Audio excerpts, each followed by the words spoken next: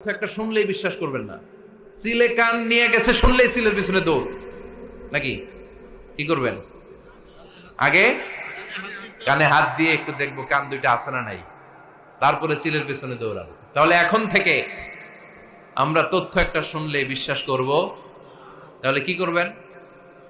বলতে হবে কি করবেন? যাচাই বাছাই, জাস্টিফিকেশন অফ দ্য নিউজ। কোন নিউজ জাস্টিফিকেশন ছাড়া আমরা প্রচার করব, বিশ্বাস করব, শেয়ার করব না। আল্লাহ বললেন, ইয়া আইয়ুহাল্লাযীনা আমানু লা ইয়াসখার কওমুম মিন কওম। ওহে আমার ঈমানদার বান্দারা, শোনো শোনো, খবরদার কখনো কোনো মুমিন বান্দারে ঠাট্টা করো না, অবজ্ঞা করো না, ঠাট্টা করো না। তার মনে কষ্ট হয় এমন কোন কথা তারে বলো না। Never stop of anybody. কাউকে নিয়ে ঠাট্টা করবেন না, তার দেহ নিয়ে, তার আকৃতি নিয়ে, তার বংশ নিয়ে। এক লোকের বাবা ছিল চোর, কিন্তু তার ছেলে অনেক ভালো। আপনি কি তারা বলতে পারবেন তুই চোরের ঘরের চোর? বলতে পারবেন? চুরি করছে বাবা, ওর কি দোষ? কথা বলেন। এগুলো কবিরা গুনাহ। আওয়াজ করে বলেন তো কি গুনাহ?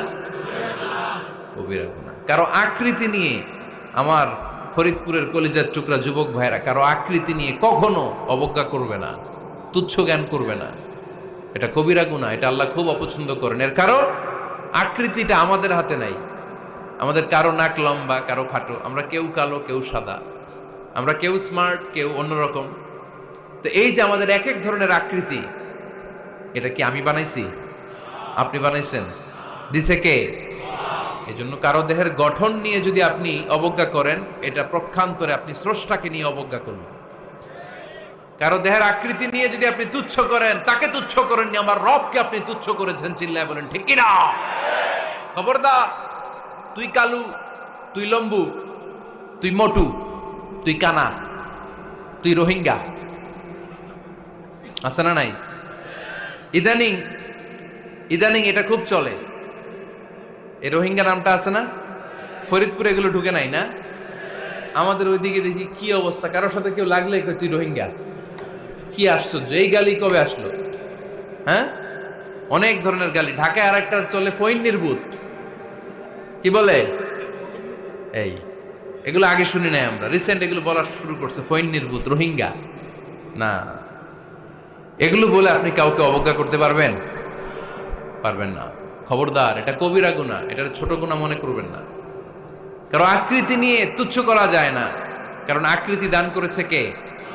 হুয়াল্লাযী ইউসাউইরুকুম ফিল আরহামি কাইফা ইয়াশা, লা ইলাহা ইল্লা হুয়াল আজিজুল হাকীম। তিনি এমন সত্তা যিনি তোমাদের চেহারার অবয়ব দিয়েছেন, তোমাদের আকৃতি দান করেছেন তখন যখন তোমরা মায়ের পেটের ভেতরে ছোট্ট জোকের মতো ছিলা। মায়ের পেটের ভেতরে আমরা যখন সবাই এত ছোট্ট, তখনই আমাদের চেহারার আকৃতি দিয়েছে কে?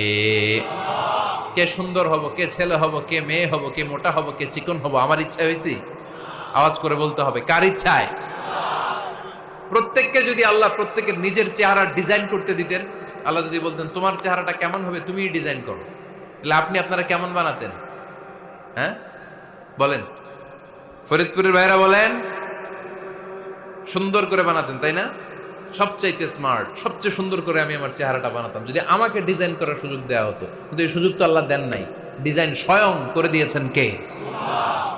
কোন নারীকে যদি আল্লাহ বলতে, এই নারীরা তোমাদের চেহারা কার কেমন লাগবে তোমরা বানাও, প্রত্যেক নারী কি করতো?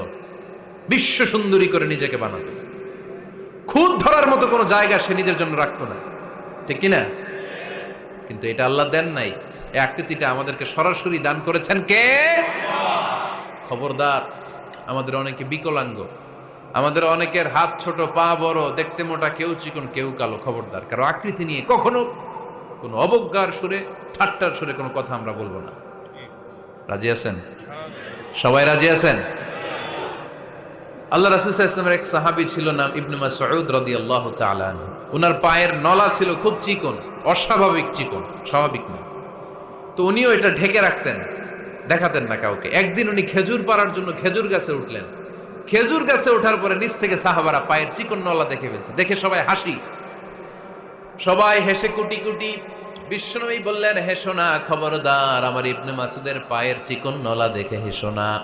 আমার ইবনে মাসুদের এই পায়ের চিকন নলা যদি মিজানের পাল্লায় উঠিয়ে দেয়া হয়, কিয়ামতের দিন উহুদ পাহাড়ের চেয়েও ভারী হয়ে যাবে। খবরদার, আমার ইবনে মাসুদকে আমার আল্লাহ অনেক পছন্দ করে, তার পা চিকন দেখে তাকে তুচ্ছ করো না।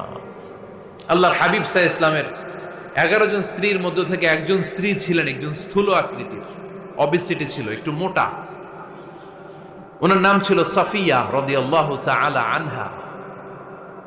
তা আম্মা জান আয়েশার সাথে একবার সাফিয়ার ঝগড়া।